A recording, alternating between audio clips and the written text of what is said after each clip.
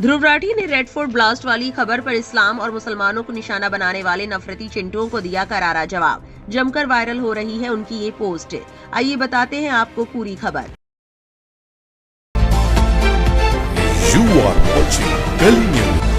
देश की राजधानी दिल्ली में 10 नवंबर की शाम एक कार में तेज धमाका हुआ। इस घटना में कम से कम 8 गाड़ियों को नुकसान पहुंचा है। अब ये साफ हो गया है कि कार में धमाका लाल किले के सामने हुआ है। जिस जगह ब्लास्ट हुआ उसके नजदीक लाल किला मेट्रो स्टेशन का गेट नंबर 1 है। इंडिया टुडे से जुड़ी विदिशा साहा की रिपोर्ट के मुताबिक ब्लास्ट की लोकेशन के वीडियो और चश्मदीदों के बयानों के अनुसार ये घटना लाल किले से लगभग 150 मीटर और पुरानी दिल्ली रेलवे स्टेशन से 500 मीटर से भी कम दूरी पर हुई। ये जगह चांदनी चौक रोड पर मौजूद जैन मंदिर के पास की बताई जा रही है। वहीं इस पूरे मामले को लोग मुसलमानों से जोड़ रहे हैं और तरह तरह के आरोप लगा रहे हैं।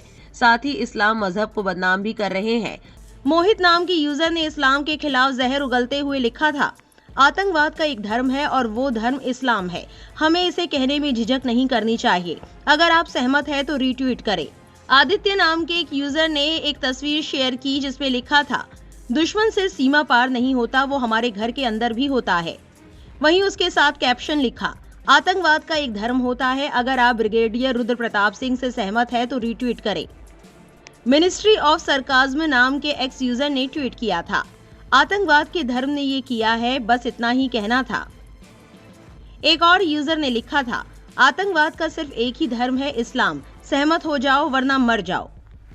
मिस्टर सिन्हा ने एक ट्वीट करते हुए लिखा, अपना घर किराए पर देने या अपनी गाड़ियां उन्हें बेचने से पहले 2 बार सोचिए। ये कट्टरता नहीं है, ये आपके अपने परिवार की सुरक्षा का मामला है।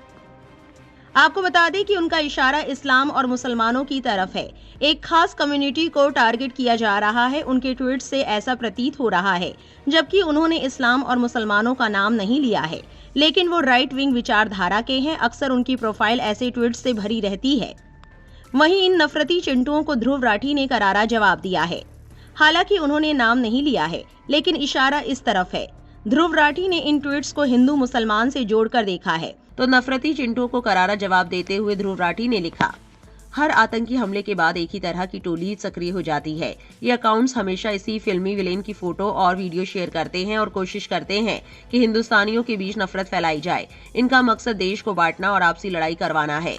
ये लोग 0.5 फ्रंट है, ऐसे लोगों से सावधान रहे। ध्रुव राठी की इस वायरल पोस्ट के बाद लोग अपने अपने रिएक्शंस दे रहे हैं। एक एक्स यूजर ने लिखा, सबसे परेशान करने वाली बात यह है कि अब ये सब कुछ कितना प्रेडिक्टेबल हो गया है। हर बार वही बातें, वही भड़काऊ तस्वीरें, वही अकाउंट्स, जो कुछ ही घंटों में वही नफरती नैरेटिव फैलाने लगते हैं। अब तो लगता है जैसे कोई ऑटोमेटिक सिस्टम चल रहा हो। सबसे दुख की बात यह है कि अगर ये लोग सच में पीड़ितों या आने वाली घटनाओं को रोकने की परवाह करते तो उनका ध्यान समाधान ढूंढने, घाव भरने और न्याय दिलाने पर होता, लेकिन इसके बजाय वे तुरंत पूरे समुदाय को दोष देने और निशाना बनाने लगते हैं। यही उनके असली मकसद को साफ दिखा देता है। पीड़ित लोग किसी और की राजनीतिक स्क्रिप्ट के प्रॉप्स बन जाते हैं। उनकी त्रासदी को सोशल मीडिया एंगेजमेंट और नफरत फैलाने के लिए इस्तेमाल किया जाता है। जब तक असल तथ्य सामने आते हैं या सच्चाई पता चलती है, तब तक नुकसान हो चुका होता है। नफरत फैल चुकी होती है और समाज और ज्यादा बढ़ चुका होता है। फिर वही लोग अगले मामले पर बढ़ जाते हैं। असल पहचान इनकी कंसिस्टेंसी से होती है। जब कुछ खास समुदाय के लोग पीड़ित होते हैं तो ये चुप रहते हैं या उसे नजरअंदाज करते हैं, लेकिन जब कोई घटना उनके नैरेटिव में फिट बैठती है तो अचानक बहुत एक्टिव हो जाते हैं।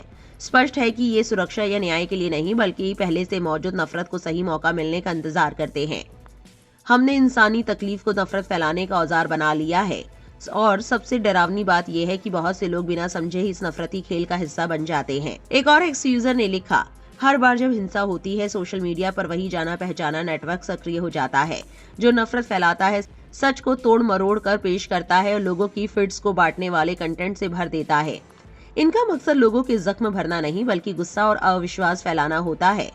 सोचे बिना ऐसी चीजें शेयर करना समाज में और फूट डाल सकता है। भारत इससे बेहतर का हकदार है। इधर दिल्ली पुलिस ने भी इस मामले में आतंकवाद रोधी कानून के तहत मामला दर्ज किया है। हालांकि उन्होंने अभी तक ये स्पष्ट नहीं किया है कि ऐसा कदम क्यों उठाया गया। कुल मिलाकर अभी तक ये साफ नहीं हो पाया है कि धमाका आखिर कैसे हुआ और उसके पीछे कौन है, या फिर कोई है भी या नहीं। इस पूरी खबर को लेकर आपकी क्या राय है, कमेंट सेक्शन में जरूर लिखें और इस वीडियो को लाइक और शेयर करना ना भूलें।